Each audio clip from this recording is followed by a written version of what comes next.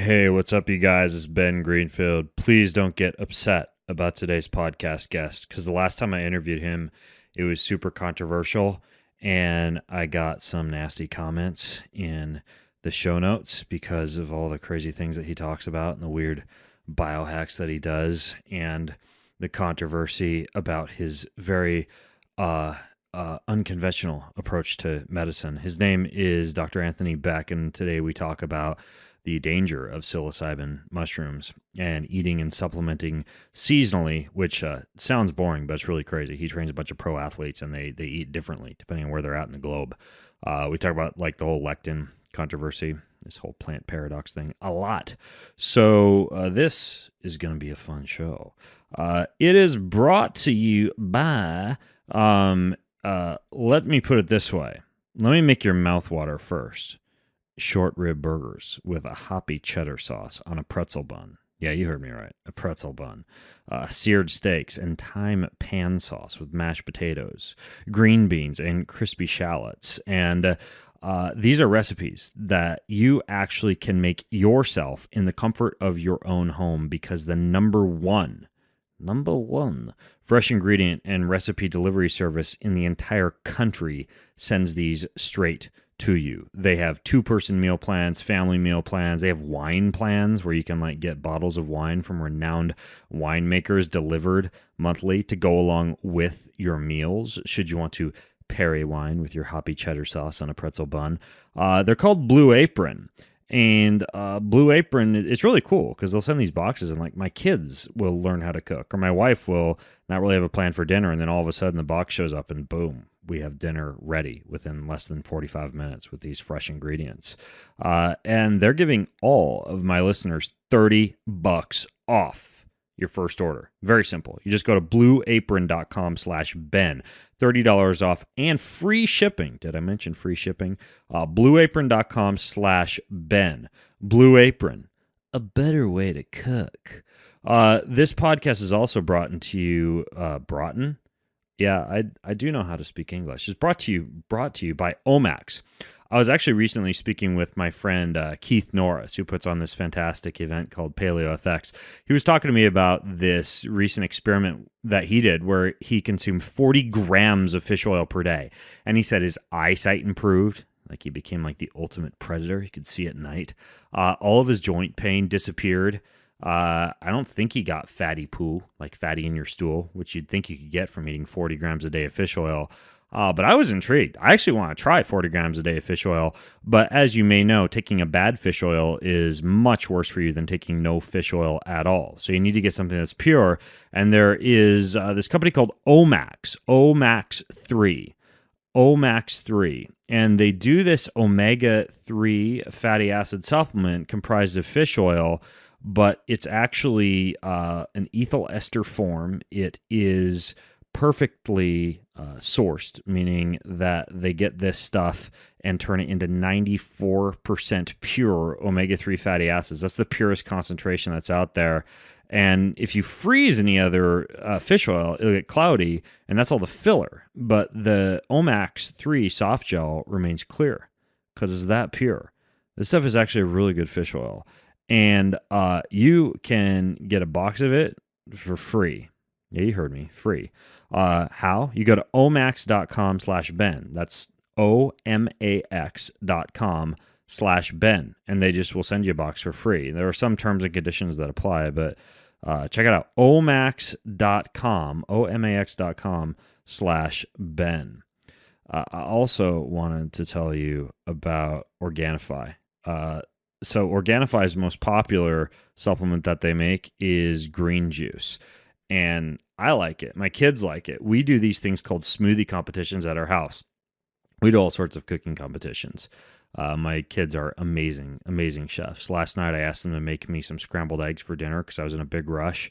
And they made me perfectly poached eggs with crispy onion, shallots, and sliced avocados, cucumber carved with my initials, BG, and squash like a squash fry. That was what I got when I asked for scrambled eggs. They also do these smoothies, and they use the green juice and the red juice to make these amazing smoothies. But unlike the scrambled eggs that they make, there's no mess and no cleanup. And these juice powders that this company Organifi makes, they're jam-packed with antioxidants. They use natural, fresh, organic ingredients. It's like having a huge organic salad, but it's just powdered. You could take it anywhere. It works as a complete meal replacement, especially if you use their protein powder, which has proteins and fats and vitamins and enzymes, all from whole foods. They have a gold supplement that's turmeric, cinnamon, ginger, lemon balm. I had some last night. It's like when you get golden milk. It's like that, like golden milk from the coffee shop, except healthy. A whole host of fantastic supplements this company makes. Organifi, that's O-R-G-A-N, Organifi with an I, O-R-G-A-N-I-F-I, Organifi.com. And you can use code Greenfield checkout. That gets you 20% off of anything from Organifi. Just use code Greenfield at checkout. That gets you 20% off of anything from Organifi. All right, let's go talk to Dr. Anthony Beck. In this episode of the Ben Greenfield Fitness Show. And then when my brain starts to go different and my cortisol starts dropping down, that curve you know all about, that's when I hit my far infrared sauna, outfitted with some Ruby Lux light bulbs, and I start banging on my tuning forks. That's after I spend about 20 minutes in my full body light pod, a little photo biomodulation. So what I do is I hit my tuning fork and I put it, of course, at different places, my third eye between, both ears, and then under my armpits, and then of course down in my, manly regions, and just hit some direct tuning. He's an expert in human performance and nutrition. Voted America's top personal trainer and one of the globe's most influential people in health and fitness. His show provides you with everything you need to optimize physical and mental performance. He is Ben Greenfield. Power, speed, mobility, balance. Whatever it is for you, that's the natural movement. Get out there. When you look at all the studies done, studies that have shown the greatest efficacy. All the information you need in one place, right here, right now, on the Ben Greenfield Fitness Podcast.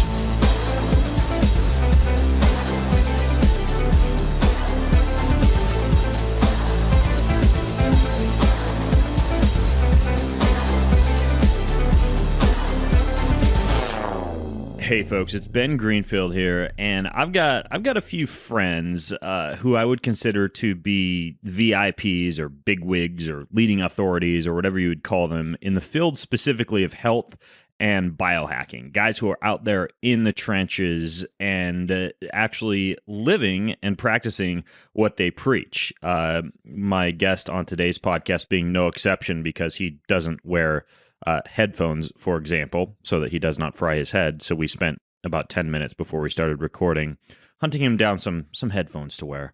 So he actually is a physician who advises some of the world's top military personnel, Spartan athletes, strongman competitors, obstacle course racers. He's a functional medicine doc who's practiced for a couple of decades now. He's got 4 national medical board certifications. He provides philanthropic care for these groups like the Warrior Angles Foundation and the Task Force Dagger Foundation. So he works with some pretty elite military personnel.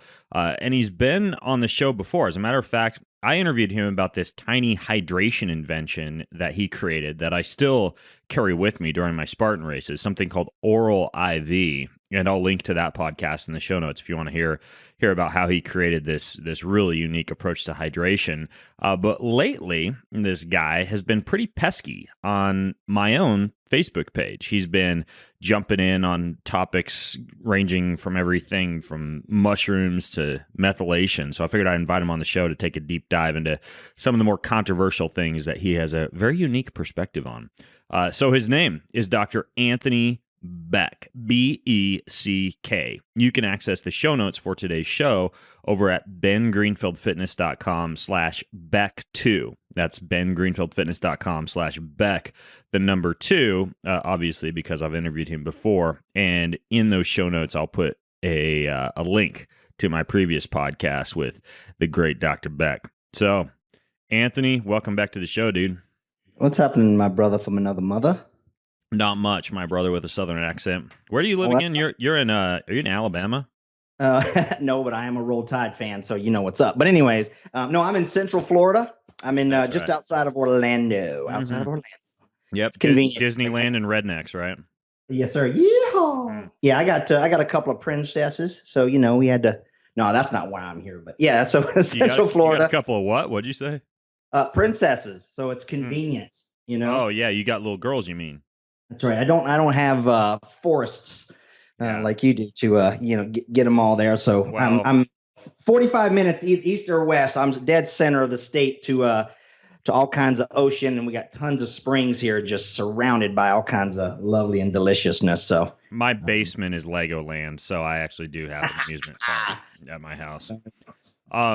Hey, before we hopped on, in addition to you having to hunt down freaking headphones, and we'll talk about EMF lately, because I know you're not a fan of some of these like EMF blockers and all these devices out there. We can get into that later on, because I know you jumped in on that on my Facebook page. But you said you were up to your own little morning routine this morning. You said you just finished your routine. What was your routine this morning, dude?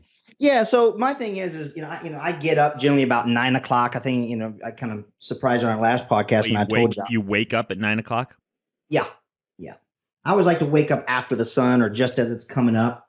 So somewhere between 8 and 9, whenever my body wakes me up, and then I work in little blocks and little chunks, and so I rock out for about 3 hours, and then when my brain starts to go different and my cortisol starts dropping down, that curve all about, that's when I hit my far infrared sauna, outfitted with some Ruby Lux light bulbs in there, and I start banging on my tuning forks. But that's after I spend about 20 minutes in my full body light pod, little photo biomodulation. Wait, you gotta back up and explain some of this stuff to me, man. So these Ruby Lux bulbs that you put in your sauna, this sounds like exactly like what I light my own office up with at night when I'm working at night. They're these little red bulbs.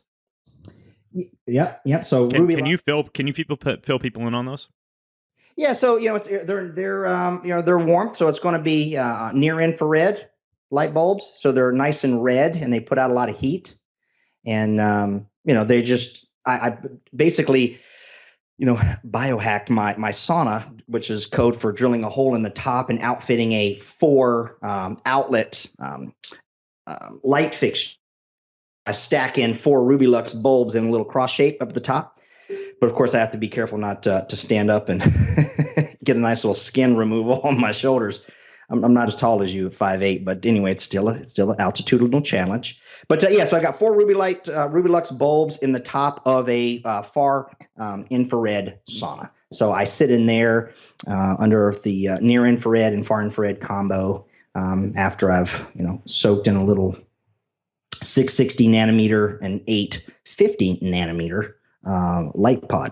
Okay, so you put those Ruby Lux bulbs inside of your infrared sauna so that you're getting both near infrared and far infrared. Is that why you do that? That's correct. So I like to combine them. Of course, light has its all its power and its individual wavelengths for sure. But I like to mimic what's going on out there. So, and even if it's midday, it's okay because I have it in my garage. So there's sunlight coming in too, hitting my eyeballs. So I don't it doesn't confuse it. I don't like do it in a dark room during the day. Yeah. And what's this other device that you're in, this photo biomodulation thing? Well, I actually have the first bed that's ever come to the United States. And it is, a lot of people are familiar with like Thor and their light bed. Thor? Which is Thor. Yep. Thor laser. Okay. They're like the Ferrari out there in triple LT or photobiomodulation. I did some training with Mr. Carroll, who is the CEO of that. It's a fantastic company. They have amazing low-level light laser therapy units that are just phenomenal. And then, of course, they have a full body pod that is combination of these two wavelengths as well. But, the difference is, of course, in price point and all that other kind of fun stuff. So, well, I wear this on my head. Like I have this thing called a Violite. And the reason I wear it, like every other day I'll put it on and I actually put it on every other day on purpose, because if you do it too much, you can create too many, from what I understand, reactive oxygen species if you just like blast yourself with this photobiomodulation all the time. But it creates nitric oxide, and it also it activates the mitochondria, like in your neural tissue. It's this little probe that you stick up your nose, and this hat that you put on. It's called a Vilite. But it sounds to me like you're doing the same thing, except you got like a whole friggin' pod. Yeah, I mean the Vilite is awesome. I mean, there's so many different things out there. Of course, the market is filled with all kinds of just crap because people are just thinking, oh, it's red light, it's there. That doesn't mean it's putting out enough, irradiance, and you're not getting enough joules over time. But as with any energy substance, whether it's air or EMF or magnetic fields or sound or tuning and stuff like that, too much can, have a sedative effect, right? So there's a tonification, sedation curve is what I refer to it as. And so the thing about it is you got to realize that too much of a good thing can, swing you to the other side for sure.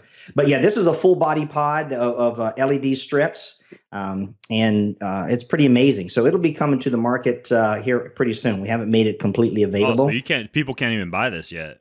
Not yet. Because here's my thing, man. I always quantify and make sure before I recommend anything, just like you, man. That's why I love and respect you with so much, and the thing is because you put your own time into it. And then I run my patients through it, right? So we do biomarkers that we want to modulate and see. You always want to quantify and measure and monitor. So you want to know going into it what you start and then afterwards. And then I have all kinds of frequencies, all the way from 10 hertz to for folks with TBI and stuff like that.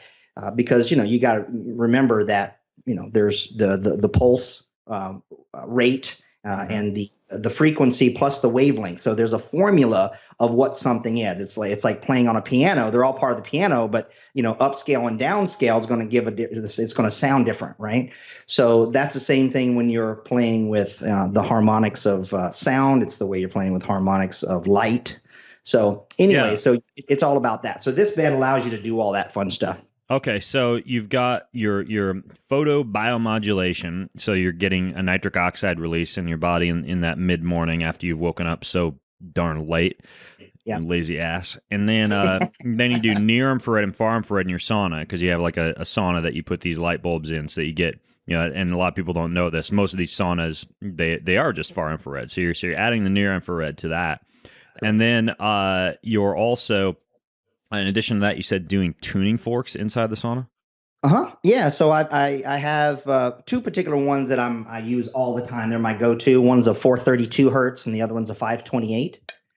And so I know that 528 hertz is the frequency of love. What's the other one? What'd you say, 4? Well, 432 is the one that is reminiscent of phi, the Fibonacci, the golden mean. Our DNA and everything. So it has a tremendous harmonizing and balancing effect. Oh, interesting. I actually I have this water generating device. I know we're already delving deep into toy territory, called a NanoV next to my desk right here. And it generates like water that I can breathe, like humidified vapor water that I can breathe while I'm sitting here at work. Or it also has a nasal cannula you can put up your nose. And it does that frequency that's in that DNA repair frequency. That's it. I forget what's the frequency again? It's 432. 432, and then 528 is the frequency that would be more for like love and positive feelings. Yeah, and DNA repair as well. Just like your whole tones, right? Right. I know you're a fan of that. Same kind of deal. That's what I play in my sauna, the whole tones CDs or the whole tones MP3s. Yeah. So what I do is I hit my tuning fork and I put it, of course, at different places, my third eye between, both ears, and then under my armpits, and then, of course, down in my, manly regions, and just hit some direct tuning. And then the other thing about that is you can actually take the stem of it or the root of the tuning fork and just touch it firmly to the sauna. And it makes my entire sauna into an echo chamber. So the whole thing is magnified. Dude, it puts that's sick. The vibration into it. I want to try this. Yeah, it's pretty cool. So tuning fork, bing, and I can show you the one that I use, and you can link that for other folks. But you ping that bad boy, but you got to make sure you have a hammer, a rubber hammer, because you can create a a micronidge within the frequency if you hit it too sharp of an object. What do you mean? Well, like for instance, I did a video on one. So in other words, like let's say you have your tuning fork and it has a rubber mallet on the end of it. You hit it with the rubber mallet, you're going to get a whole tone.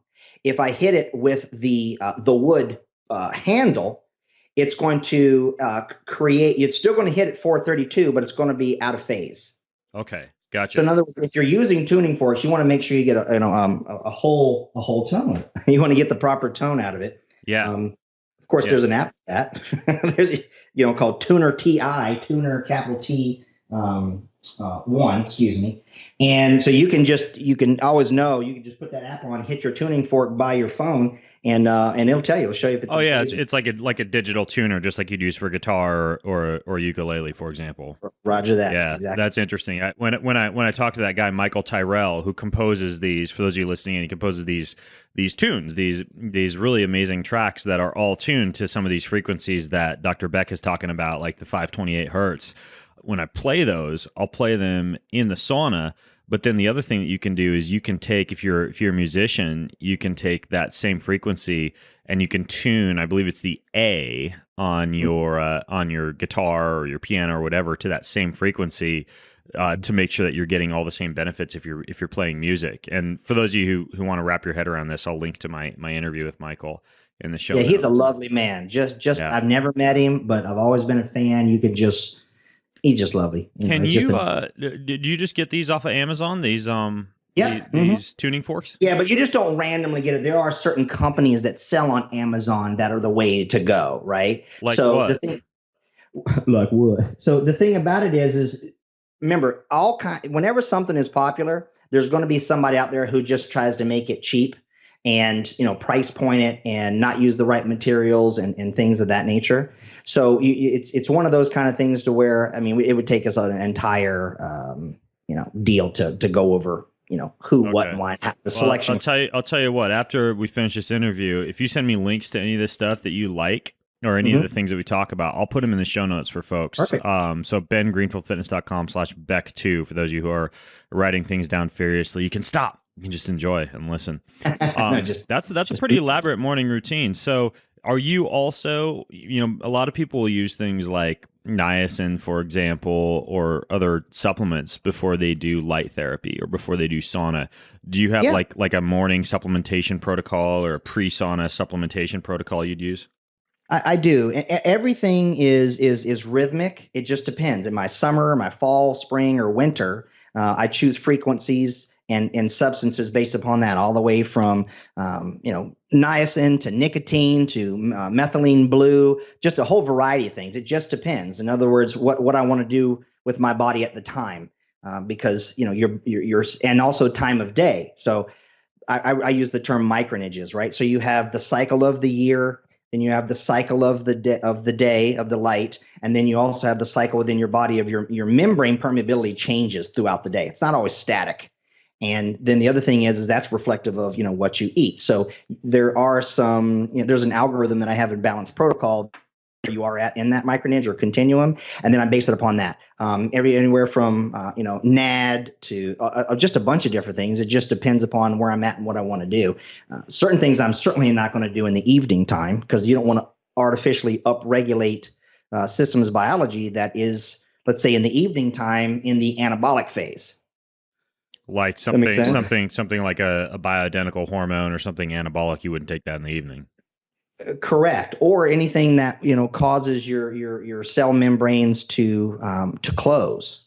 Right. So in other words, their cortisol governs the morning, and of course melatonin rules the night. Right. So there are competing pathways. Not everything is always the same. So people oftentimes take things based upon the premise of what it is, but it's more than that. In other words, just like I use the example, wheat is more than gluten, right? And even cauliflower has nicotine in it. A lot of people don't know that. But the thing about it is it's dose dependent, and so it's more complex. In other words, I wish there was always a simple answer. I have the dubious honor of being that guy that it's always yes and no, maybe there too, go for. It's one of those kind of things. So my routine through the day is not the same year round It Okay. changes. Okay. Now Yeah. you use the term micronages. Is that how you said it?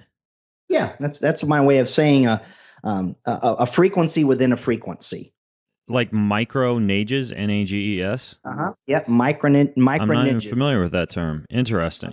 Yeah, it's Beck 101. Okay, I made it up. so when you're determining what kind of supplements to take during certain seasons, et cetera, and what kind of foods to eat during certain seasons, are there good resources out there for people, like any good books that delve into how to kind of like structure your diet or structure your supplementation program based on time of day or the time of season? No, there's not, unfortunately. Wow. Okay. Well, are there any kind of like besides avoiding like cortisol producing compounds or anabolic compounds at night, and instead choosing more relaxing parasympathetic based compounds, which seems pretty intuitive. Are there any other hard and fast rules when it comes to eating seasonally or supplementing according to these cell cycles and the way you've described? Yeah, yes and no. See again, so that way. So in other words, some of the hard rules is where you've determined you are at makes the determination. So the patient's unique story, their biochemical individuality, and genetic uniqueness. So that makes all the difference, in the world. But here's the thing, like I'll give you an example. So we have catabolic phase from 4 a.m. to 4 p.m. and then we go anabolic, generally speaking, from about 4 p.m. back to 4 a.m. So that's when the two shifts. But some people are inverted. And so they are anabolic in the morning and catabolic in the evening based upon their current status. And that's what you need to know, because I have a rule of what I say is meeting the patient where they are, because you just can't assume that you can say, I never like taking something for something or taking something that does something. Well, that's a big, what I call floating matzo ball out there, right? You got to think about it that you're presupposing that the body has the ability to receive it, right? It's like me playing tuning forks, on somebody, who's in body armor or a dog bite suit. Right. You're impeding it. Okay. Right. So in other words, you're presupposing. So my thing is I do like certain ideals that are out there, but I'm not dogmatic. So in other words, as the light cycle starts to shorten in the day and the temperature goes down, you need to eat differently. When the light cycle is longer, that's when you can and should eat things typically. But it depends upon where you're starting. If you're already ill and have been out of balance and you've got, dysfunction in systems, you have to find out where you are there and pull somebody out of it. What I call a clinical bridge. You just can't go, okay, you just instantly start giving them anabolic things in the evening, and that pushes them out of anabolism. You can actually keep them there. Okay, what would be a few examples of anabolic things you'd avoid in the evening? Well, the thing about it is you're gonna, when I use the term anabolic versus catabolic, it's a situation where it might be a little bit different than other people hear about things. So it just depends upon where you're at. So like, for instance, if a person is more catabolic, we call that a dysaerobic imbalance, okay? So that means that they have too much fatty acids in their cell membranes and not enough sterols. Okay, got it. Right? So the thing about, right? So if someone's more versus the opposite of that is anaerobic. So anaerobic people, imbalances, they have too many sterols relative to fatty acids. Quite frankly, I see that more and more today. Everybody's on the paleo bandwagon, that whole narrative of, cavemen and ancestral, and everybody has room for their opinion. But my point is this: if you consume all these saturated fats, which are wonderful, they're not harmful. They're not like going to give you heart disease and none of those narratives. Listen, I love coconut and avocado and red palm oil just like anybody else. Yeah. But if that's my breakfast right now while we're talking, as we're not to delve down too deep a distracting rabbit hole, but I'm literally sipping melted coconut manna mixed with drinking chocolate, chaga mushroom, and some decaffeinated coffee. So I'm literally just drinking up some coconut manna as we're talking. And that's delicious, man. I could slap that on as an aftershave. Yeah, the thing is my point is if you do that over time, especially through the spring and summer, you will tend to shift your cell membranes into a hypopermeable state. So what happens is you're making them too rigid. And so then now minerals, say calcium, won't efflux correctly. And the rigidity is due to the type of fats that you're eating or the quantity of those fats? Both. Okay. So what you're saying is that in the hotter seasons, or I suppose this would even be the case for like an athlete who has traveled to a different latitude and is training or racing in a hot environment, you'd actually want to shift away from a high saturated fat intake or like the eggs and bacon for breakfast type of thing and shift more into like cooling foods like raw vegetables and fruits and things of that nature. Nailed it. So that's what I'm saying. So your geographic location is a micronage. So you have multifactorial things to, conduct the symphony. So my point is how I eat or how I work with patients, because I work a lot of course with just everyday folks and entrepreneurs principally, and business owners and that kind of fun stuff. And so they're on the go. So their story also has a play into it. What's your environment for hours of the day and at what times of the day? Okay. So there's all these factors that come in the decision-making matrix is what I'm saying. So, like a lot of people say, all the PUFAs are bad, right? Well, that's because they tend to be very dogmatic. Polyunsaturated fatty acids. Correct. And they think that, but, by default, they're all there to, harmful. And that's just not true. I use PUFAs to correct people's metabolics all the time. Sometimes I have to give people sources of arachidonic acid from, like, say, corn. What? You're having people eat corn, right, or corn oil? Well, not soaked in acetone, high temperature solvent extracted, right? But whole, food. In other words, working in, things like, blue corn chips or non-GMO different sources and things like that, plus other things, right? So in other words, you have to know what your cell membrane composition is made up of for you to determine what fat is best for you at your given time, matching all your micronages of year, light cycle, behavior, environment, hemisphere, all these things. Does that make sense? Is there any research behind this? There's tons. So some of the works that I've studied for all of this, particularly membranes, is Ravici, good old Ravici. And I have Ravici. How do you spell it? Just like it sounds, Revici. Yeah, just like it sounds, like a Southern doctor would say it. Are you talking about Dr. Ravici? Well, yeah, he was a doctor. Okay. Yeah, so just Revici. Okay. All right, cool. Got it. So this is the guy who did studies on like the response of cell membranes to different intake of lipids. Correct. And curing cancers with attaching certain minerals to said fatty acids. Because you got to understand, most people, unfortunately, get very scientific and they get tunnel vision, and what I call very dogmatic. And the problem is it completely obfuscates the biochemical individuality and genetic uniqueness of the patient. And I understand we'll study, rhesus monkeys and rats and people in different regions of the world. And we'll say, oh, their diet is great for them and they're centurions, therefore I should eat that way. No, sir. I'm Irish through and through. Okay. And I live in Florida. Okay. And all these things, your audience is familiar with what's going on with mitochondria and, heteroplasmy and all these other factors. But to just say that those substances are harmful is very obtuse because you don't know where you're at. And it's the missing link why so many people, they spin their wheels and go, I'm doing all these things right based upon what's out there and what's healthy, but they didn't determine, is it healthy for them? And then it's not static. It changes. Latitude, altitude, all of it. It all makes a big difference. Yeah, that's really interesting. And I know because I've talked to some of the people you've coached that you do like change their diet and stuff based on where they travel. So that's super interesting. By the way, this Dr. Ravici guy, there's a book about him called The Doctor Who Cures Cancer. I'll link to it in the show notes, but it's very interesting.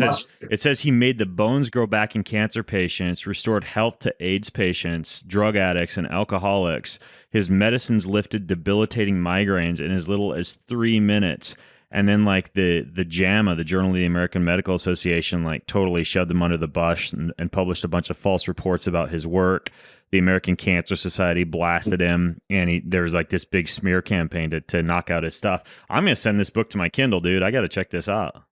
It's a really good read. It doesn't give the actual work. You have to kind of have an inside scoop on that, and I've got it. I'm more than happy to share that with you, Ben. I'll give you my archive if you want, but it just takes a lot of time. It's not something I can like share the link. Send me what you got. Knock me out. Yeah, you know, I know you read a book. You read books like me. Well, actually, what I've been doing these days is I curl up in my sauna in the evening because I save all my physical, like my paper stuff, to the evening because I go no screen time at night, so no Kindle, no phone or anything like that. So when I send a book like this to my Kindle, what I do is I preview it. And if I nod my head and I'm saying hell yes as I'm previewing it, then I order the paper version. And then what I do at night is I lay out in my infrared sauna, and typically I have like a little one of these acupressure mats in there that I'll lay back on with a little pillow. And I'll pump those whole tone sounds while I lay back and read. And I have like a little vaporizer in there, right? So I'll vape teas and organic tobacco and a little bit of like an indica marijuana, and just sit there and read and highlight and underline. So I'm generally like digesting material for a good hour every night, and they're sweating things out these days. So and that's amazing. See, that's what I'm saying is you've got these different inducements that you can do at different times. Right. And for other people, that routine might not be beneficial, right? It just depends. You got to always remember that you are a category of one. Everybody is a single entity. Yeah. So that's my shtick, if you will, for everything on every topic, like the stuff that I've always mentioned, like your Facebook posts and different things of that nature. You got to remember who you are, and that is you have your own current status. Yeah. And it makes all the difference in the world, as whether something, even in the realms of something else we talked about was like pH and things of that nature, right? Yeah. I wanted to ask you about that and to set the background. I posted that I drink Pellegrino. Like if I'm going to buy glass bottled water when I'm traveling, I go for Pellegrino because it actually has a higher mineral concentration and a higher pH. More alkalinity than does like Perrier. Like a lot of people don't realize a lot of these bottled waters have different pHs. Then you jumped in on that post and you said the pH of water doesn't matter at all. So what do you mean by that? And why is it that you shouldn't even worry about the pH of the water that you drink? Well, here's the thing. So I wouldn't say it's so cut and dry like that. Here my point is this. It was something having to do with mineral water, or excuse me, seltzer water, just to be correct here. Seltzer water being bad for your teeth. Okay. Well, first of all, seltzer water, in other words, something like you put in a soda stream, high carbonic acid water, like if you take like what I do. Okay. So I have a RO system, but I remineralize the water and with just a little bit, depending upon how I'm going to do it. And then I put it in my soda stream and I put a high carbonic acid in it. So then now what we have is a high carbonic acid seltzer water. But then if I add a little bit of magnesium hydroxide powder to it, that carbonic acid now converts the water, the hydroxide, which would, milk of magnesia, would make you blow your butt out, to magnesium bicarbonate. So if you put it on a spectrum analysis, all the minerals are the same. You just don't know what moiety it was. This is the thing that people are missing. The example I use is the same thing. Is if you take a cell phone, you got all kinds of apps and phone numbers, data, like tangible, literal information. You've seen the guy who puts it in a blend tech or a Vitamix and turns a cell phone into powder, right? Yeah. So if we measure that powder, we put that in a mass spec, we can find out what minerals and everything that's in it, rare earth minerals, stuff like that. But you have no way of knowing what data was in it. Okay. You can't. Gotcha. But the data was there, correct? All right. So my point is, water that is like seltzer water or carbonated soda or something like that, Schweppes, Canada Dry, if you will, is not the same as a Pellegrino that is, yes, carbonated, but also now has a higher total dissolved solid. But then you also have to go to another micronutrient. Okay, let's say it's a 1200 total dissolved solid Pellegrino. Well, what's the principal minerals in it? Is it more magnesium? Is it more sulfur? Is it more potassium? So again, each water is different. My point is this: no matter what the water is and the total dissolved content in it, your body still has to change that water, just like every food you consume, to your resonant frequency. It has to turn it into you. It has to tune it, because you just can't. The body can't just. That's why nothing that goes in the hooter comes out the tooter looking anything like it, except for corn or something. Right. So the thing about it is your body has to transform it into you. Corn, carrots, and pumpkin seeds. That's usually what I'll sometimes see in my crap if I've been eating too fast. Right. So I call it the poke and choke. Mm-hmm. But the thing is, that's what I'm saying. So the pH matters to a degree. But if you go and force these like electrocuted waters into your stomach, you now are shifting pH of 9, sometimes 10, down to. You mean water that's been through like an alkalinized filter, like a countertop, like a Nikan or a Kangen or something like that. Exactly. So you are artificially making water alkaline. In order to do that, the water can't be devoid. It can't be like say reverse osmosis. It actually has to have minerals in it, right? Because you have to split the anions and the cations. So this is why those machines will actually give you drops and add bleach to it, chloride, and also salt. So that way it can split the streams. And so now, through the plates, and now you have an artificial high pH water. But here's the thing, your cells can't take that in. Your body has to harmonize it. It has to tune it to you. And when we use numbers like in the pH scale of like, say, 8 to the stomach of a 2, 3, those are little numbers. 2, 3, 4, 5, 6, 7, 8. Well, listen, those are orders of magnitude that are massive. Your body already shifts things from the pH of the stomach to that. It empties out into the duodenum or the duodenum, right? So it empties, it goes out of the stomach, goes in the top of the small intestine, and then now all the alkaline bile and pancreatic secretions have to come in there and now shift its pH bigly. Okay, it's got to really make that big shift. So the point is that happens for a reason, and it determines the tuning. It's actually the secondary tuning. First tuning happens in the mouth and your saliva, but the second one happens in the stomach, and then the third happens in that little junction. How is it the mouth tunes water? You're not actually referring to the idea of enzyme-rich saliva. Are you talking about like the actual electrical frequencies of the body changing the frequency of the water? Both. Okay. The saliva is rich in some stuff. So whoever you're swapping spit with, you better be selective, because there's a lot of information in that spit.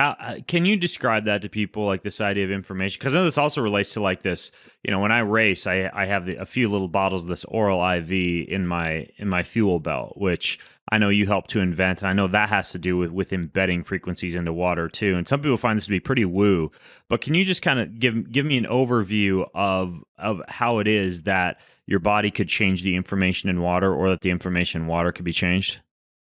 Yeah. So light is just a writable device. It's a liquid crystal. You're familiar with our friend Jerry's work, Dr. Pollack. And Dr. Gerald Pollack. I interviewed him.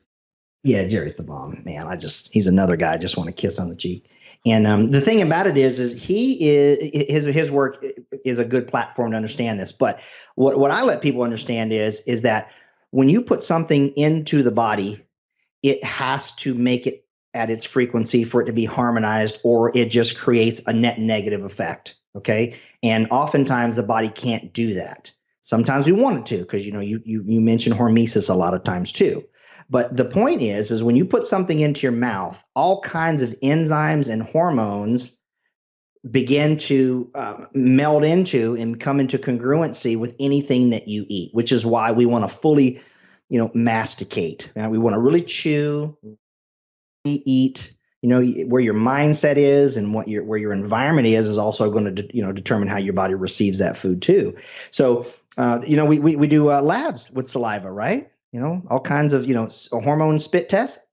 So it's in there. It's metabolically active with all these informatic molecules we call hormones and neurotransmitters. But there's enzymes and there's minerals, just a ton of things, and there's microbes. Microbes also help us tune things. So you have to realize that the impact happens in there. There is a component, okay? But the whole take home here, where I was going with this is that you got to be mindful of how your body has to exert an energy in order to do that tuning, and that comes from mineral status. It's hugely minerals. Other things that are on the periodic table of elements.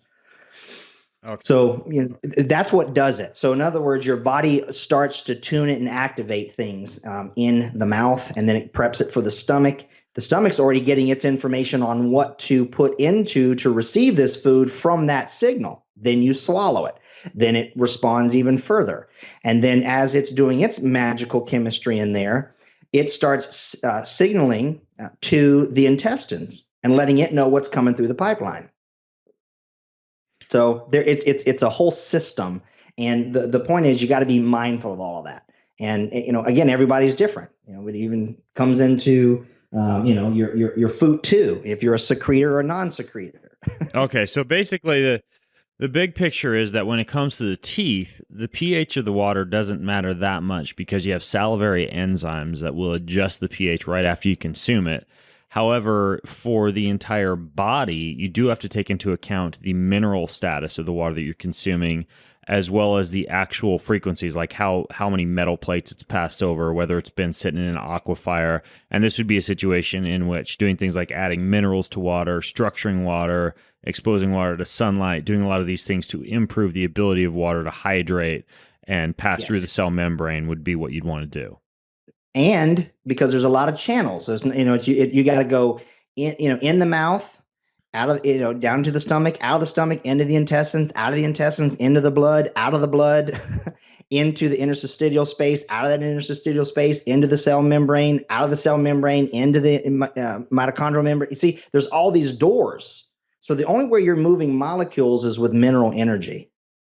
And if you are you have a finite amount of that. And if you are consuming a lot of high alkaline or low acidic pH things over time, based upon your mineral status, your body gets taxation over time. Now, I'm not saying those waters don't have clinical bearing. They do, right? This is why people would say, oh man, it did all the difference for me. But you got to know when to take the exit. I mean, I love ziplining, but after a while, I'm just like, whew, that's enough. You know what I'm talking about? I'm a kiteboarder. So I'm like, after a few spills, I'm like, oh, that's fine. But then I'm like, oh, okay, I'm done. So it's the balanced understanding of that. So you do want to always have a high quality water free of bad things and pollutants in it. You do want to have minerals in it. And then that mineral and water, you want to make it cohesive. We want to make it, together, not clustered. That's a false term. We want a cohesive lattice. We don't want clustered water. And we want, to have the body be able to use it where it needs to and work on the function of it. So food does that. And of course, anything that you drink. Now, if you're consuming like, say, Coca-Cola, and you keep bathing that over your teeth over time and holding it in there and not, eating any food, it does stay in there. And then that can harm teeth over time. Okay. But a seltzer water is what that original post was. No, it's just you'd be hard pressed to demineralize the teeth drinking seltzer water. That was the point. Okay, gotcha.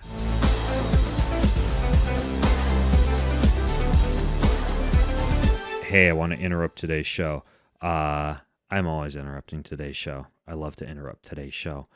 Anyways, the reason that I'm interrupting is to inform you of something I've been consuming a lot of this winter, hot chocolate. But I don't do the whole hot chocolate with the mini marshmallows in it with a little bunny on the front with crumbled graham crackers inside. You ever crumble graham crackers on top of hot chocolate? Yeah. So you can make hot chocolate super unhealthy. But there's this company that does mushroom mocha with chaga, mushroom hot cacao with reishi, mushroom hot cacao with cordyceps, and these amazing cacao drinks that make you feel like you're curled up next to the fire, drinking a giant piping hot cup full of sugar and marshmallows and chocolate, which is what most of them are. But this stuff's actually incredibly healthy. Sweetened with stevia, guilt-free hot chocolate. And they put things like cordyceps in them to enhance your endurance, or reishi to enhance your relaxation. Organic cacao powder grown in the high altitude of Peru. They put ginger in it, which makes your digestive system feel amazing. My favorite is the mushroom hot cacao mix that's called Revive with cordyceps. They put a cordyceps elixir in it, which tastes amazing. They don't use the cordyceps derived from caterpillars in their production methods. Their product's totally suitable for vegans. Did you know a lot of cordyceps comes from caterpillars, by the way? Anyways, so it's amazing. It's called 4-Sigmatic mushroom hot cacao mix. Revive with cordyceps. Try any of their hot cacaos. You're going to love them. How can you get them? Well, you go to 4sigmatic.com/Ben Greenfield. That's 4sigmatic.com/Ben Greenfield. FOUR sigmatic.com/Ben Greenfield. Anywhere you're at on that site, anywhere, you get an automatic discount with code Ben Greenfield. So check them out. 4Sigmatic. Oh yeah, I got one other extremely special announcement before we get back to the interview, and that is that at the time that you're hearing this, you have only until Friday, February 23rd at precisely 11:45 p.m. Pacific time, which seems ludicrous. It seems far easier to just say midnight. But 11:45 p.m. Pacific time, that is when the Clearlight sauna giveaway ends. This is not like one of those dinky little saunas that you lay down inside and your head sticks out. This is like a full spectrum sauna that you can stand inside. 2 people. It's called a sanctuary. It's their full spectrum sauna. It's the only infrared sauna with EMF and ELF shielding, so you're not microwaving your body. Their heaters have near infrared, mid infrared, far infrared, any infrared you please, you can have, and a 100% lifetime warranty. How do you like that for the entire sauna? So to get in on this ASAP, go to bengreenfieldfitness.com/sauna giveaway. That's bengreenfieldfitness.com/sauna giveaway. Now, I want to make sure that I address a couple of other kind of controversial topics that came up on the Facebook page that you piped in on. The first one is related to this guy I had on the podcast named Dr. Stephen Gundry, who wrote a book called The Plant Paradox about how plants have lectins in them that can damage the body, so you shouldn't eat most of these plants. You know, you got to like pull all the seeds out of your tomato, and if you make spaghetti squash, discard every last little seed, things like that. So you had your own thoughts on lectins that you wanted to express, I do believe. So fill me in, dude. Are you avoiding all tomatoes and peeling them and throwing out the seeds, or are you not on that bandwagon? Yeah, no, not at all. And not only just not the bandwagon. Again, it's a dogmatic thing. There's a lot of things out there. And again, let me just be clear so that way I don't be misread, because, I tell people, it's a whole different ballgame. I don't ad hominem anybody, but we can talk in scientific terms and premise. It just has never panned out in clinical practice for me. I've never seen it. It's a tenet. I get it. It can sound sexy and romantic that plants don't want us to eat them. Therefore, they create these lectins. Therefore, we should not eat them. Well, I don't know. If that's the case, then we are most miserable, because lectins are just absolutely ubiquitous. And I know he talks about that in the book too. But the thing is, I don't believe that plants know or have the emotion of not eating. There are survival mechanisms and things like that. I mean, down south, if we have a fruit tree that's not growing, we prune the hell out of it, and then we beat the hell out of it with a 2x4, right? And then the next year it grows back and we have a whole bunch more fruit. So it responds to That's what you do? You beat the hell out of it with a 2x4? Yeah, you hit it. You hit the trunk and all the branches. You just not like the hell out of it, but we say it because we always say that you don't beat the hell out of it. So we hit it pretty good. Knock the tree after you've pruned it, and you do this, in the wintertime. Come springtime, you'll have a big boost of growth, and you'll have more fruit. It'll bear more fruit because there is an intelligence to plants. Okay, they do want to reproduce, but to expand that to the lectins having this alternative agenda inside of us, I just haven't seen that ever pan out because of how I monitor my patients, broadly across systems biology. I haven't seen that. Sometimes, wheat and all its, agglutinins, and it's you got saponins and you got lectins and all these little molecules, which is fun in a marketing spin of, quote unquote anti-nutrients. But that presupposes that the patient, it would be inappropriate for the patient. Some patients, we heal them. Now, what would you test to find out if someone was actually getting damaged by consuming lectins? When you say you're testing the biology, you brought that up a few times about how you test. I'm curious what kind of tests you run on your patients. Like, what gets you the most bang for your buck from your patients? And especially, in addition to that, two-part question. Here we go. Yeah. How would you test for lectin damage or whether or not those are causing issues? Yeah. So I'm an upstreamist. So I want to look at systems biology and what's its function at this time. So you want to assess multiple systems, not just go, oh, that's a cool test, I'll do that. I feel like I got a hormone imbalance, let me do a Dutch. Oh, I have a GI problem, let me do a zonulin test. So the narrative is if you really want to be serious about status, you have to look at all the systems because they all eat out of the same refrigerator and they all crap in the same toilet, right? All your cells grow up together in the same neighborhood. So you need to know what they're all doing together, not individually. So my assessment is always broad, and it depends upon different factors in the patient's care. Finances and everything's come into play. But if they have a principal GI complaint, of course I'm going to do a stool analysis, and there's various ones for that. It depends. We always start with their story. We listen to what's going on, what their complaints are, and what their history is, and then we determine how deep we have to go. But as a standard workup, you do want to do a stool test. You want to find out the microbiome and what's going on in there, right? So you always want to know where you're going to be dumping things and capacity of the pancreas to respond. And if somebody gets a stool test, where would you see if lectins were an issue? Okay, so the thing about it is you don't have to determine if it's lectin specifically. See, that's the thing. That's a misdirection. That's the Oz behind the curtain kind of thing. You look and see what is the status of the tube, right? Do we have elevated pancreatic elastase or PE1? Right? Do we have elevated, eosinophil protein X? Do we have high beta glucuronidase? Are there a whole bunch of triglycerides and phospholipids and cholesterol, coming out in the stool, which means and those would be all markers like leaky gut or inflammation, right? They could be, absolutely. And the thing is we can test for zonulin. I automatically assume if somebody has a chronic condition that they have some level of leaky gut anyways. I don't need to do that. Same thing when it comes to SIBO. And a lot of people are used to that approach because they want to have a diagnosis, the name it, blame it, claim it, tame it game. They want to have it called something. Oh, I have SIBO. So then they do the breath test or different things like that. Well, I'm going to support it anyways. So some of those tests that are specific, like say a methane and hydrogen breath test and a zonulin, I'm not really looking at that, not initially. So you don't have to look at lectin as the offending agent. You look at the biological terrain. You take a look at the tube across the board. And so if somebody is eating lectin-rich foods, they're eating, their tomatoes without peeling and de-seeding them, they're perhaps having wheat or oats or rye or barley or spelt, and you do a test and you're not seeing any signs of gastric inflammation and you're not seeing any signs of gastric distress or bacterial imbalances, then you don't really worry about it. Roger that. That's relatively true.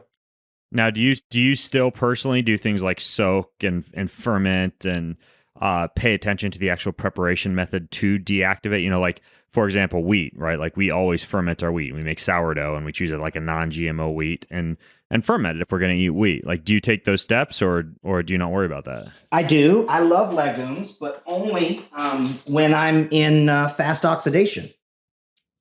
So, what do you mean? Well, legumes are a high purine food. They have higher nucleotide proteins. It's different. And again, you got to understand, it's not just the lectin. It's just like, okay, well, what about all the lycopene in the tomato seeds, in the skin? Remember how good and wonderful that is? See, the thing is you got to look at the context of the patient, of what you're getting with it or not. So my point is yes, I always properly consume legumes. I'm not going to eat raw legumes. You can actually get really sick from that. And it's not just the lectins. Lectin is part of that picture.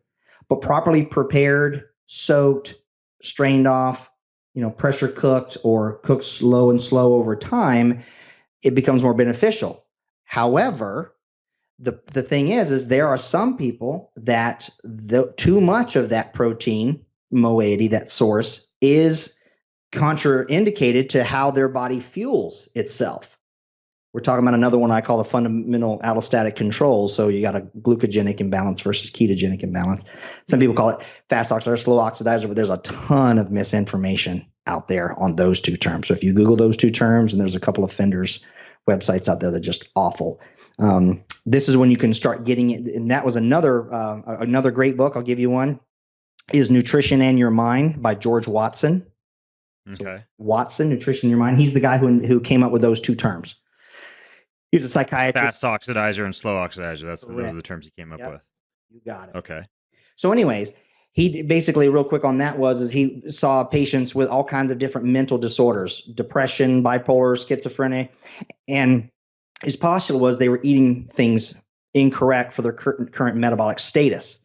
And when he determined their metabolic status, he then made their food selection based upon that, and they had a complete reversal of symptoms, right? So again, there's different micronutrients that have to come into play. So when it comes to legumes, they are nutrient dense. They're fantastic. They're great for fast oxidizers. Okay. Slow oxidizers, not so much. But people say, but they're loaded with these nutrients. That's great. But they're more than just the nutrients they're loaded with. They're tangible thing. Does that make sense? It's how your body. So, and the same thing when it comes to fermented. I love fermented foods. Okay. But certain fermented foods, like if you have, let's say I was talking about that anabolic imbalance, right? Mm-hmm. You're overly acidic. You need to avoid fermented foods, regardless of the status of your tubes. Not for life, but while you're in a very acidic state. Boom. That's what I'm talking about. So if you have too much omega-3s because you're trying to eat a whole bunch of seafood and all that stuff, which is wonderful, by the way, and you have low saturated fat in your diet and you have an anabolic imbalance, you shouldn't be eating fermented foods. You shouldn't be eating butter or cream or cheese either. But what you need is like cod liver oil, flaxseed, hemp, and CBD, by the way. It's perfect for those. So just like that, CBD is not the panacea. For some people, it's terrible. Like I can't do it because I have a 2D6 SNP. I can't. It just what's that mean? So, your cytochrome P450 system, your phase 1 detoxification. Mm-hmm. First pass, right? So in other words, if you all substances are cleared through those enzymes. Remember, on that journey to become you, your body has all these stop loss gaps, and one of them are the cytochromes, and they're called cytochrome P450s because they maximum absorption of light frequency at 450 nanometers. What? Another tidbit, which is the spike on your TV and your cell phones. So that's the reason why the light frequency coming through your eyes and on your skin at 450 nanometers disrupts detoxification enzymes. But the thing about it is so if you have, like MTHFR, right? That's a famous one out there. Right. People respond to folate and B12 differently based upon that. Well, it gets all kinds of press, but your other ones, like your 2D6, where we clear different medications and psychedelics and cannabis from. If you have impaired clearance genetically, that substance, though it is clinically and therapeutically beneficial on the premise, might be contraindicated for you, or you might need a different dose. Does that make sense? Mm-hmm. So that's what I mean by micronutrients, and there's multiple things that come into play. So we have to determine what is the patient's unique status? Okay, what is their status of electrolytes and minerals? And if somebody wanted to actually look at, let's say, their genetic testing results from 23andMe, you said the one that they look at to see how a gene would affect the response to cannabis. Did you say it's CYP? Cytochrome P450. Okay. Right, is the name of the system. So it's 2D6. Okay. Now, I can tell you the gene location if you want it. Yeah, because that's easy to search for people. Oh, right on. Okay. So if you go to your 23andMe, you go up and you hit raw data, and you want to just type in Romeo Sierra, or RS 1135840. RS 1135840. So okay, cool. I'll put that in the show notes for those of you who want to do that, who want to look into that. And there's another one real quick, is RS 1065852. So there's different alleles within the thing. So it's on the 19th chromosome, and you want to take a look and see if you have a SNP there.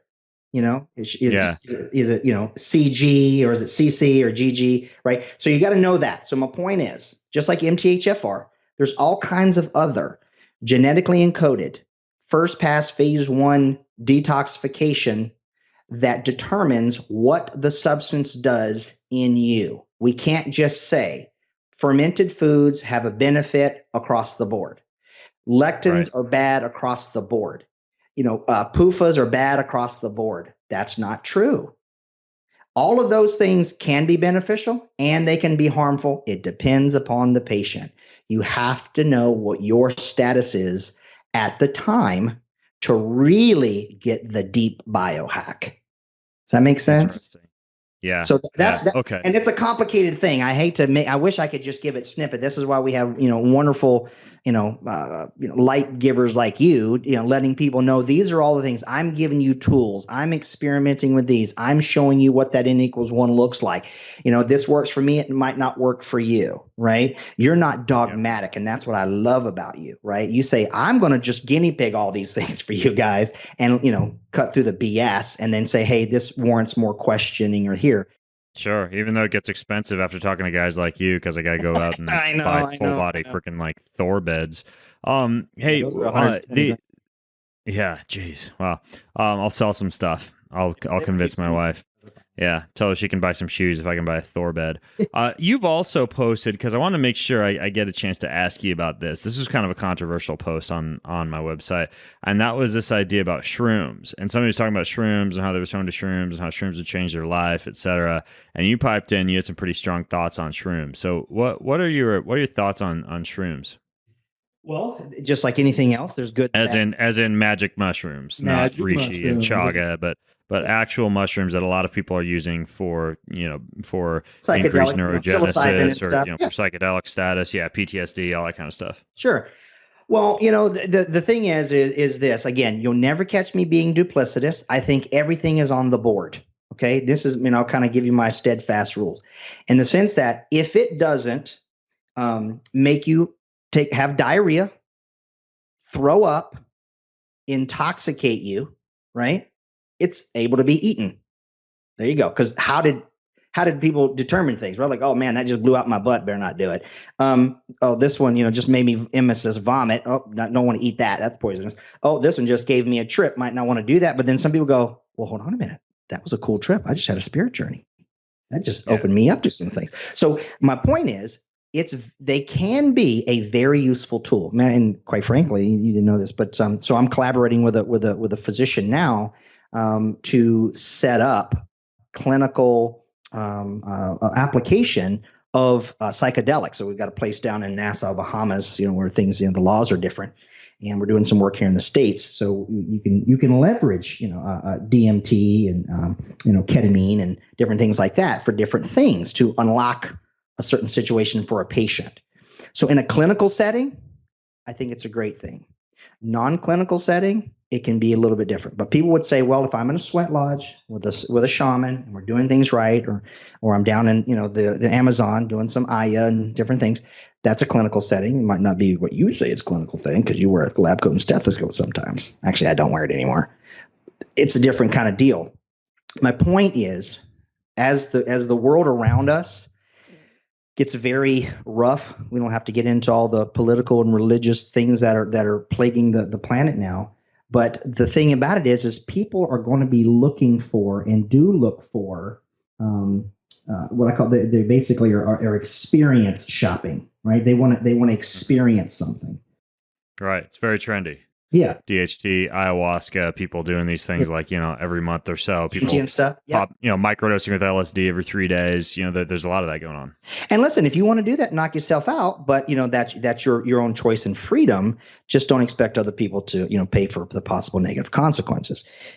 Right. What because what you said on my page, you saw severe aberrations to neurotransmitters, methylation pathways, liver enzyme function, kidney function, blood sugar metabolism, sleep cycles, libido, and mitochondrial function in people who were frequently using shrooms.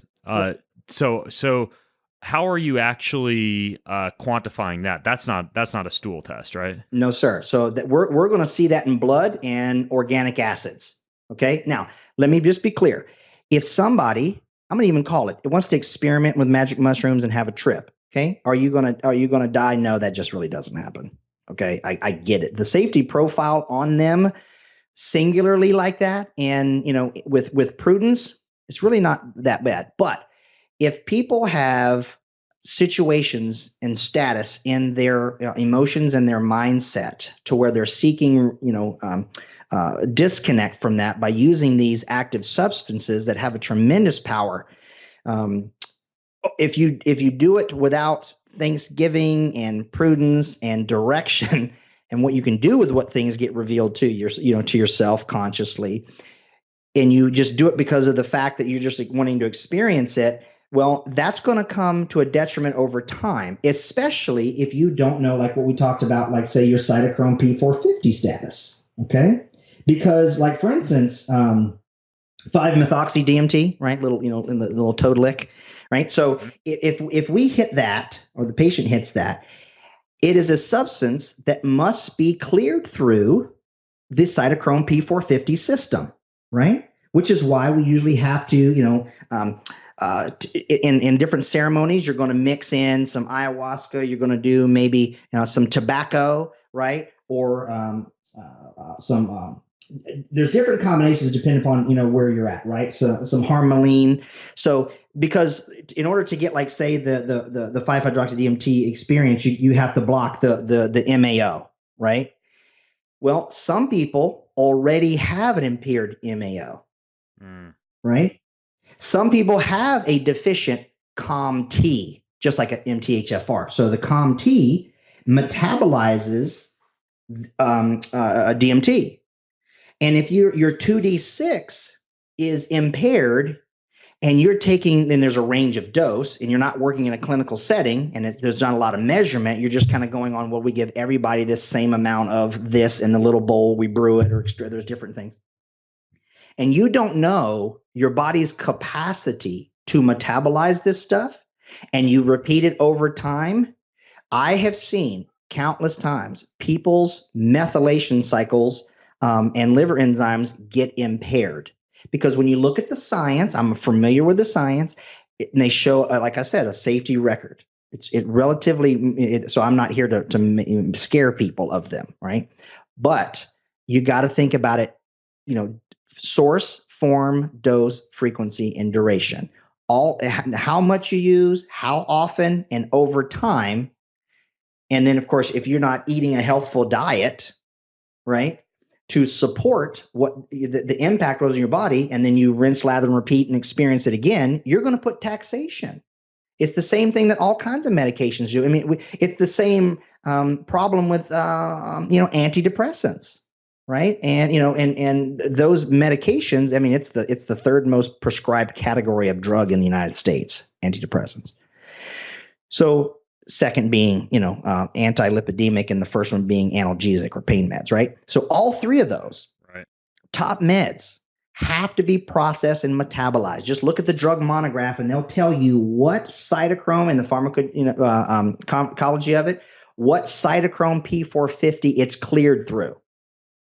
So if you don't know what your cytochrome status is, you might get more of that drug or less of that drug than anybody else that you're getting that dose. This is now why we have this term out there, precision medicine, because they're doing genetic testing now, more mainstream and conventional, because they're going, oh, well, what's the difference between needing a 20 milligram or a 40 or a 100 of a drug, right? It's kind of like aspirin, right? Why baby aspirin was this, 83 milligrams? What is that? Well, because 100 will make you bleed and 60 doesn't work. Right? So there's a dose. So that's my point when it comes to psychedelics. They're very useful, but you got to be prepared and have a game plan afterwards for unlocking that consciousness and different things that your mind shows you. Does that make sense? Yeah, it makes sense. So it sounds to me like it's almost like this concept of a hedonistic calendar, like Jamie Wheel and Stephen Kotler talked about when I interviewed them, and in their book Stealing Fire, about how many of these things should be limited in terms of their use and used in very specific situations with specific intentions. But it sounds to me like on top of that, what you're saying is that before you dive into some of these categories of psychedelics or other drugs, you need to understand the actual biochemical pathways via which they're metabolized, like say the cytochrome P450 pathway. Mm-hmm. And if you have deficits in that pathway, as could be determined via something like a urinary organic acids test, That's right. then it might not be the best thing for you to do until you've sorted out those biochemical pathways. Nailed it. That's my message, right? It's not this or that, yes or no. It's how about we show how awesomely selective one status that you are. And the thing about it is in like a urine organic acid panel, like one of my other workups I do for every single patient is the Genova Diagnostics Nutraval Plasma, not the FMV. Okay, the plasma. Well, we know that if you want to take a look at pathways of involvement of, like, say, methylation status, right? You can take a look at methylmalonic acid in your urine and the fig glue, right?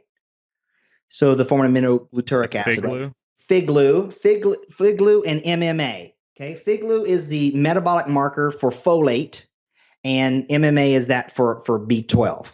Okay. Then we have xanthorinic and kinurinics for B6. Then you also need a new RBC magnesium. So those principal ones, if someone has let's just make a worst case scenario. Okay. So if I just go ahead and say, if somebody has a situation where they have excessive levels of methylmalonic acid coming out in their urine, excessive levels of fig glue coming out, and they have an RBC magnesium of less than 4, you don't want to be putting those substances in right now. This is why Balanced Protocol, my program, it has 3 phases: nourish, balance, purify. Build yourself up first. Nourish your body, your mindset, your environment, then start balancing things out. And the only way you're going to know if you qualify to do that or not is if you take a deeper quantification. Does that make sense? Yeah, it makes perfect sense. So that's really eye-opening to know that, because a lot of people really are just popping these things without knowing if they're in the proper biochemical situation. And here's the thing, brother. It's like that for all the nutraceuticals too. Whether it's NAD or whether it's creatine or if it's a different protein or a nootropic or any of that stuff. And I think they all have their place and premise, but you need to know, right? You have different cooking instructions at altitude, because we know water doesn't boil at the same temperature. If you're at 5,000 feet, if you're up in Colorado or something like that, it's going to be different. If you smoke a doobie up at altitude versus down altitude, for the same person, it's going to be different. Yeah. It's these different levels of micronage. You have to reconstruct your story. That's my message to people is you got to embrace yourself as a unique individual. All these things that you teach and you motivate and inspire people to do are phenomenal. They're tools, they're strategies. But finding out where your starting point is in that journey is what I suggest for everybody to do. And it takes some doing, and it's not the simplest thing, unfortunately. I wish I could just, give it to everybody, but it's not. Yeah. Yeah. So I've got one other question for you, because I know you're big into this idea of protecting the body from non-native EMFs and the concept of electromagnetic fields kind of being an issue for the body. Mm-hmm. Now, what do you personally do about that? Like how do you personally mitigate the effects? Because I know when I posted on my Facebook page about this idea of like EMF blockers, like Himalayan salt lamps and things like that, like you seems to take issue with that, but I'm just curious what your thoughts are on these type of mitigation strategies a lot of people are using for things like Wi-Fi and Bluetooth and EMFs. Yeah, well, the first thing is all those are foreign and they're not beneficial to the body. However, you can, if your status is strong, you can have a controlled burn. Okay. In other words, I use a cell phone. I don't ever put it in my. But you said you don't. But you said you don't use a headset. Correct. I sure don't. I am not. I don't do so that. How do you talk on your cell phone? Just on the speaker? Yep. And I set it down. I'm not even holding it. Now, there are times where, I'm out and about. My wife's at Disney with the princesses, and I have to keep it. I have to come up what I call a periscope depth. I come off of airplane mode. I check and see if there's a thing. So we have plans in place of when I need to, break the guideline, right? And so then if I am walking around and she has a call and she's like, "Hey, honey, I'm stuck," or something like that, I'm going to do it. So I'm not like, "Oh my God, I never touched my cell phone." I don't ever put it to my head, no matter what. That's just not going to happen. But I keep it. It's on airplane mode all the time. Okay. And I just pop on from time to time, check and see if there's any messages, and I go about my business. Right. So you don't want those energetic exposures that close to you, because we're already a microwave planet. It's everywhere. Right. And so by the time, we have more, it was actually happening in 2014. We have more devices than we do people on the planet. So it's everywhere. I mean, everything is smart, and all these devices in people's house, and Bluetooth this, and then your impact indicators on, I got a new truck, and I got to go to the dealer and have them turn all that off. And the thing about it is I have what I call the 3D law. Okay. And what I call disconnect. That's the only way to deal with these EMF bombs. That's it. Disconnect. They shouldn't be on. Don't have a source of them. Right. Second rule is distance. If you can't turn it off, create distance. Right. So it's just like a tuning fork. If I hit it, boom, and hold it up to my cloaca, to my ear, it's going to be different than if I hit it and it's across the room. The frequency is still there, but the amplitude is less. Right. So you want distance. Third thing is if you can't disconnect it and you got some distance and you can't really do that, is duration. Keep it to a minimum. Only do it when you have to do it. That's it. Because the only safe level is really 0.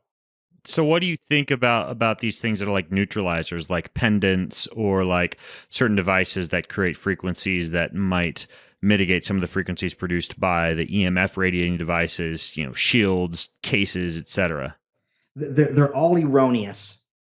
And I'm not just saying that dogmatically. I've tested them. I've bought them. I've busted them open and just see little packed in little fingerprints mushed with clay. And the meters don't change. And I haven't seen it do a difference in Kirlian photography, and I haven't seen it change in bioelectrical dermal screenings. Some people do the little dog and pony show with the applied kinesiology, but don't get me started on that. I'll probably piss off some of your audience, but it's okay. But anyways, in my clinical experience with multiple patients and myself, putting it through its rules of rigor, I have found them to do nothing. Now, if someone says, hey, it worked for me, then I go, well, congratulations, rock on. But are you monitoring your repeatable, testable, quantifiable metabolic markers?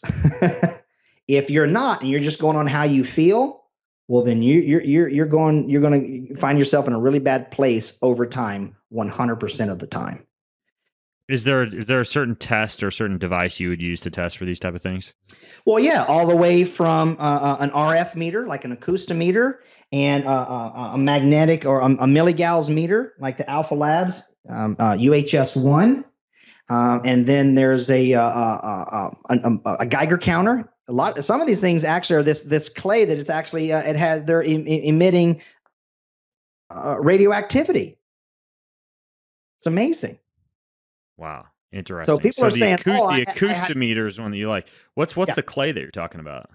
Well, it's which one was it? Was it the I think it's called the Home Defender. It's this little gray plug, and their whole shtick is there's this magic clay from somewhere that when you that's inside of this device, and you put the little 3-plonger in your thing, and it then harmonizes the environment.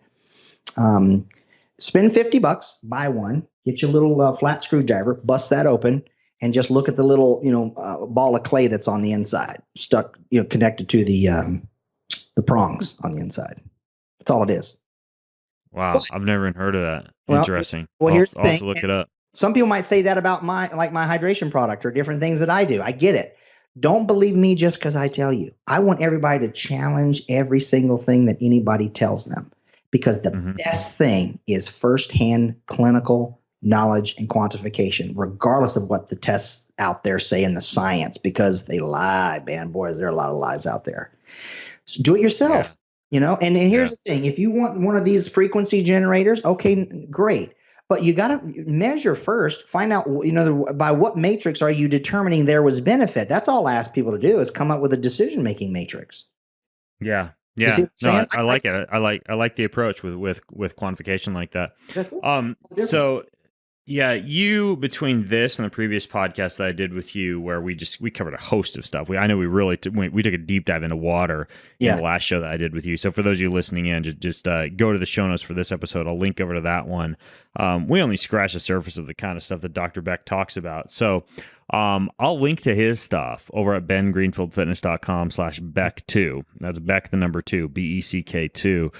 And I've been taking some notes, and I'll put links to everything from like the tuning forks and the rubber mallet we talked about to the books and the research by Dr. Ravici that Dr. Beck mentioned, the different labs that he talked about, and then also the resources, anything else that Dr. Beck sends me after this episode, I'll put in there for you guys.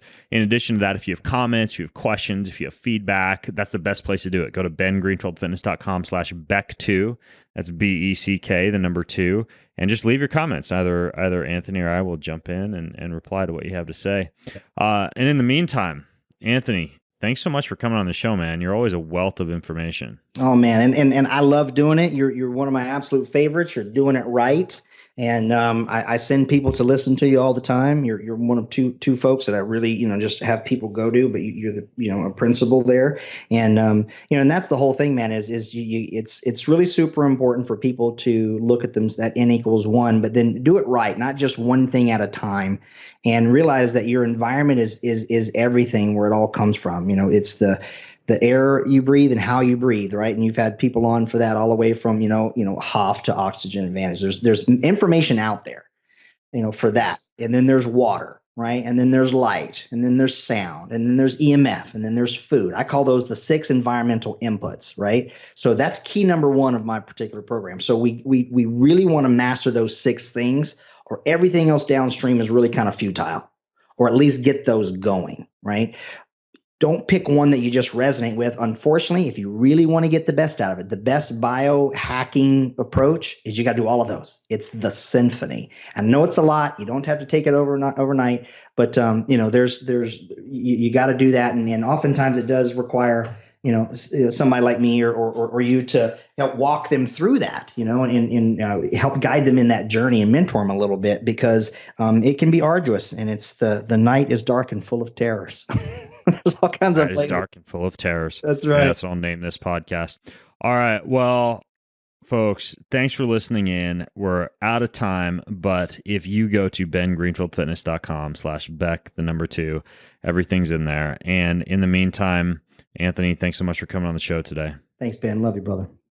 All right, folks. I'm Ben Greenfield, along with Dr. Anthony Beck, signing out from bengreenfieldfitness.com. Have an amazing week. You've been listening to the Ben Greenfield Fitness Podcast. Go to bengreenfieldfitness.com for even more cutting-edge fitness and performance advice.